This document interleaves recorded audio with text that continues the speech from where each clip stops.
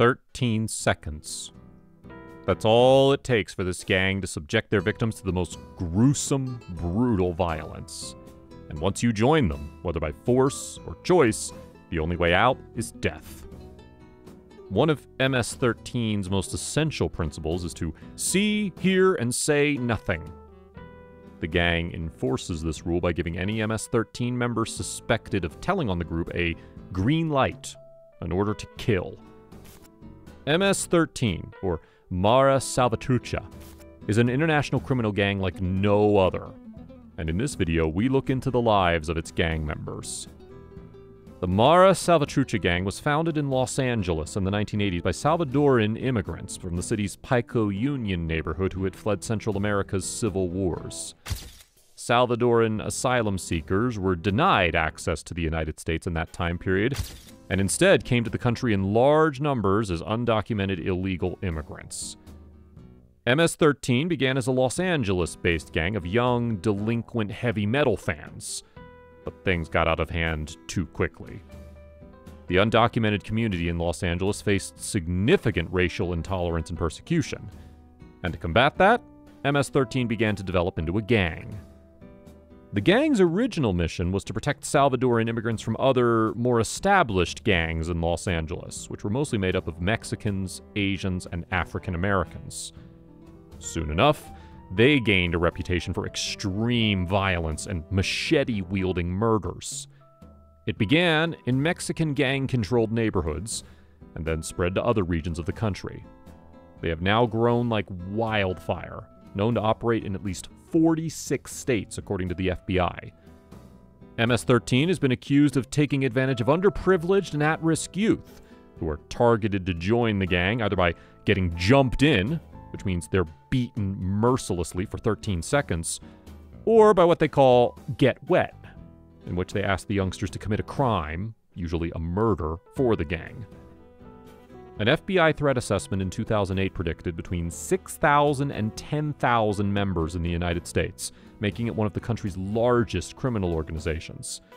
But the number has now grown to more than 60,000 in all of Central America. Members of MS-13 are branded for life with large tattoos on their faces, backs, and/or chests. Oh, and the number 13 doesn't just signify the district they started in or how long they beat their victim. The gang is famous for chopping up people into 13 pieces as evidence that the brutal murder has been carried out by them.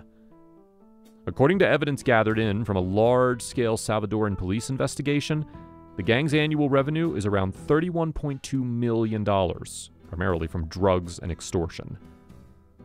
Let's take a look at some of the gang members from MS-13. It was 2003. The year Melgar Diaz, then 13 years old, moved from El Salvador to Fairfax County, Virginia. He was welcomed into the Gangsters Locos clique under the alias Clipper, and soon landed himself in the county juvenile jail center on several counts of violent activities. It's insane to think that he was just 14 years old at the time, but already had a history of violence. Once he got out of the detention center, he changed his alias to Blue, and began slowly getting tattoos that would eventually cover his neck and chin. He became the MS-13's East Coast Program's commander for the Virginia region, and as the commander, he got to impose command and control over MS-13 cliques on the East Coast. Blue continued to rise in the MS-13 ranks, owing to both ambition and generosity. He used the funds he got from the US to assist gang members in El Salvador in purchasing guns and drugs, and another portion was given to the MS-13 leadership in the country. Melgar Diaz wanted a portion of the contributions as much as he wanted to keep his Salvadoran colleagues pleased, so he requested that half of the drug revenues be given to him, in addition to his monthly salary. His demands were a little exorbitant. For example, one clique was profiting greatly from cocaine sales in Maryland and Virginia restaurants, so he asked them to give him $500 every 15 days. As of 2020, Diaz has come to be known as the first terrorist in MS-13 after Trump revealed in a speech that he was pursuing terrorism charges against him. Trump then handed the floor to his Attorney General Barr, who branded MS-13 as a death cult, with members motivated by the honor of being the most nasty, bloodthirsty person you can be. He accused Melgar Diaz of wielding influence over 13 U.S. states, including approving murders from El Salvador. The first MS-13 member to receive the federal death penalty was Alejandro Enrique Ramirez Umana, popularly known as Wizard.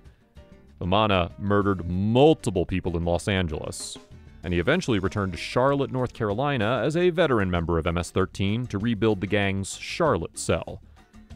Soon after, he fatally shot 2 people while in Las Darochitas, a family-run restaurant, after the 2 victims had allegedly disrespected Umana's gang signs by calling them fake. According to trial testimony, he injured another person in the restaurant by firing 3 more shots. He was apprehended 5 days later with the murder weapon in his possession. He also attempted to bring a knife into the courtroom during the trial, but it was discovered by U.S. Marshals before he was carried to the courthouse. A 12-member federal jury in Charlotte unanimously voted to impose the death penalty on April 28th. On November 3rd, 2021, he was added to the FBI's 10 most wanted fugitives list as a Honduran fugitive and the reputed leader of the MS-13 gang in Honduras. Archaga Carayas is the MS-13 leader for all of Honduras, and he is suspected of supplying weapons, narcotics, and cash to gang members operating in the U.S. He is also suspected of orchestrating the assassinations of rival gang members, and is still believed to be in Honduras. The FBI's 10 most wanted fugitive list included Archaga Carayas as the 526th fugitive, and they're offering a reward of up to $100,000 for anyone who provides information about his whereabouts. This is the story of an MS-13 gang member who not only saw the error of his ways, but was also lucky enough to get out alive. Something that is very, very rare. And he makes sure to put that opportunity to the best use. Clever, aka Gerardo Lopez, is a former member of the MS-13 gang in Los Angeles, and he is now working to prevent at-risk youngsters from making the same mistakes. Lopez was exposed to gang activity as a child, growing up in Los Angeles' Koreatown neighborhood. And despite the fact that Lopez is not Salvadoran, he ended up as a part of the MS-13 gang. Lopez has started an association called Homies Unidos, which, through gang intervention and prevention, strives to reduce violence and foster peace. Gerardo is the executive director of Homies Unidos Denver at the moment. On a daily basis, he works with youth through a series of interventions and prevention by telling them about his own experience with gang violence and how he was able to beat the odds and put that life behind him. That's a wrap for this video. What do you think about the rise of gang violence in the United States? Is the immigration policy really the root of all evil? Let us know in the comments below. Make sure to give this video a thumbs up and subscribe to our channel for more videos like this. See you in the next one.